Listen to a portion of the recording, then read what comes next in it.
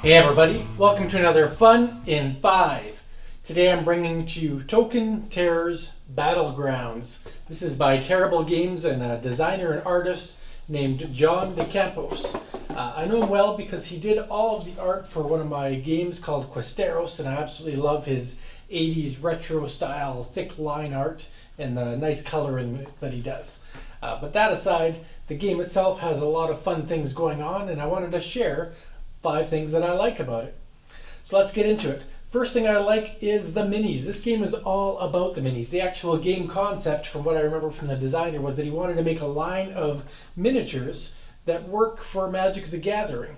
And so you'll notice that the characters from this game, whether it's the bird tokens or the elves or the goblins or the little robots, they're all tokens that you might use in Magic the Gathering, but it's not trademarked as such, so they have their unique powers in this game. But the miniatures themselves, there's 42 of them, 7 different factions, 6 of each, and they're all about the size of a little bit bigger than a standard D6. You could say they have an oversized D6 here, a standard size D6, so you can kind of see that for comparison. Of course, I'll show some close-ups on the screen, and they're very durable. They're not miniatures that you'd be worried about dropping. You could roll them like dice if you wanted to. They're very durable, and they can rotate in any way, and they can even flip on their sides if you want them to for different reasons, if you wanted to use them for a purpose outside of the Token Terrors game itself. So I think those tokens are really cool. If you play Magic the Gathering and you want something unique, these can be used as an alternative to cards. You can even tip them over to pretend they're tapped, or rotate them backwards, or whatever method you might want to use.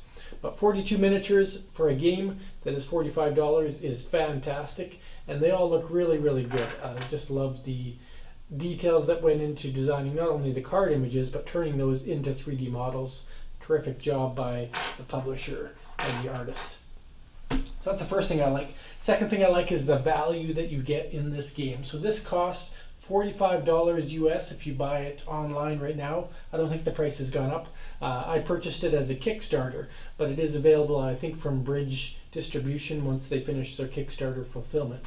And what you see is what you get for the base game. There was a deluxe version that I didn't go for because I've got to watch the pocketbook, especially when it comes to Kickstarters. But the value even for this game is fantastic. I mentioned the 42 minis already. In addition to that, you get 2 very durable dice bags that stand up nicely, and they can hold all of the minis, or you could use them for other purposes, whether it's playing an RPG or whatnot. And I'm sure there's some personal meaning behind the gravestones and whatnot that are on the dice bag. I'll do a close-up of those, but it comes with 2 of them in the box.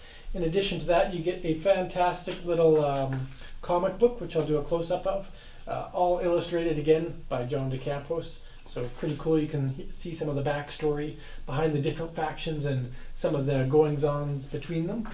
You get a nice full-color detailed rule book. You get a packet of grudge cards, and they kind of extend the game. I'll talk about that after, but a whole package of grudge cards that you can play the game with, or play without. And you get 6 faction cards, or 7 faction cards, as well as some player aid cards. And of course the glorious box that it comes with. So all of that, plus a couple of dice, all for $45. I think it's a great value for what you're getting. And that's the second thing I like about it, is I feel that I got my money's worth, especially in the replay factor of the game, which is one of my later points.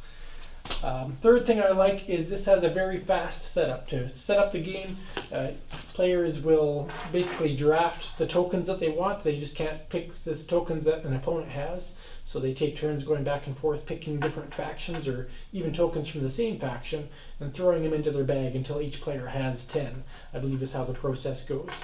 And so you might only want to pick 2 factions. You might end up with 5 characters from each, or you might want to go with 3 or 4 factions as long as you don't have the same ones as your opponent. So for example, I might have 3 goblins and 4 zombies and 3 of these little robot dudes. I can't remember what they're called. Flying machines. So that's what might I end up with. Or you might just want to go with 2 factions for both players and have it predetermined that you each get 5 of each if you want to set up a simpler game. But the game setup itself is basically each player gets 10 tokens. They all go in the bag. Each player pulls out 5. They put them in their first 2 rows, and the game is ready to go, just like that.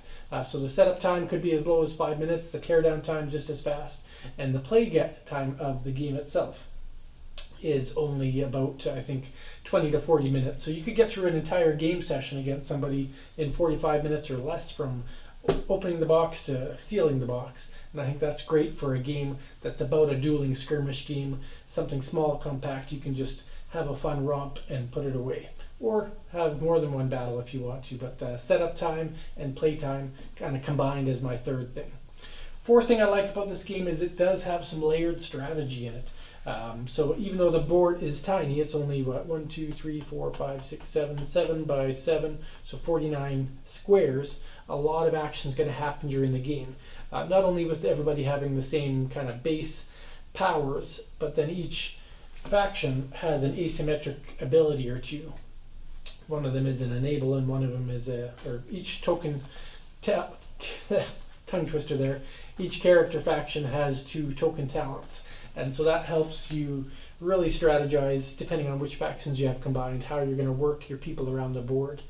Tethered into that is your movement. Tethered into that is surge points that you get on these dice, which help you extend your turn.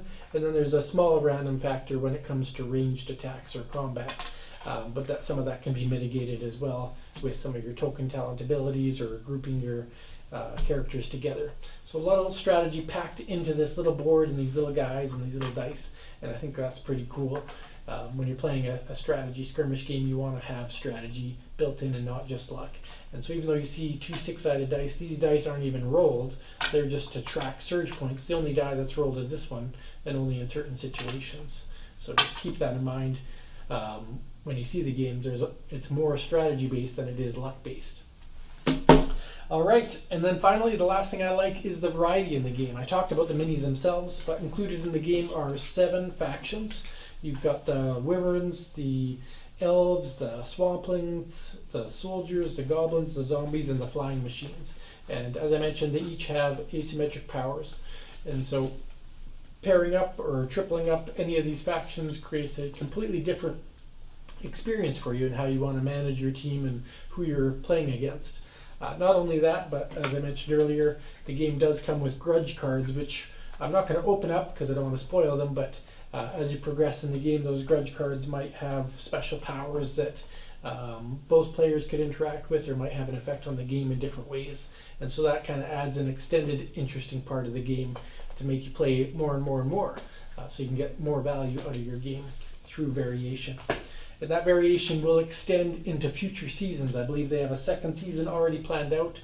It has vampires and spirits. It has saprolings and merfolk, mer, and dragons. So those 6 factions or characters or miniatures or whatever you want to call them, you might know that they're also subtypes or token types that are in Magic the Gathering. So the creator has done well in planning ahead another season that can still tether to use these tokens for other purposes, or for things like role-playing games or whatnot.